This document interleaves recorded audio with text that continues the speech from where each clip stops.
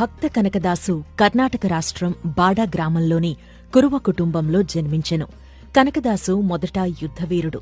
ఒకసారి యుద్ధంలో గాయపడి హరినామం జపించెను. ఒక బిచ్చగాడి వేషంలో వచ్చిన శ్రీకృష్ణుడు గాయపడిన కనకదాసు గాయాలు మాన్పి శ్రీకృష్ణుడు తన అసలు రూపంతో దర్శనమిచ్చాడు. శ్రీకృష్ణుని అసలు రూపం చూసి ముగ్ధుడై తన సైనిక వృత్తిని విడిచిపెట్టి కనకదాసు శ్రీకృష్ణునికి పరమభక్తుడయ్యాడు. ఓసారి ఉడిపిలోని శ్రీకృష్ణుని ఆలయంలోకి భక్త కనకదాసు ప్రవేశిస్తూ ఉండగా అతని దుస్తులు చూసి తను తక్కువ కులానికి చెందిన వ్యక్తిగా భావించి పూజారులు కనకదాసుని శ్రీకృష్ణ ఆలయంలోకి అనుమతించలేదు.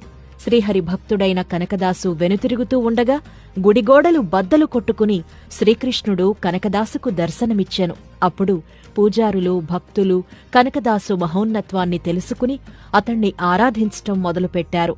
ప్రాంతాలు కులాలకతీతంగా భక్త కనకదాసుణ్ణి ఒక ఆధ్యాత్మికవేత్తగా శ్రీకృష్ణునికి పరమభక్తునిగా ప్రజలు ఆరాధిస్తారు.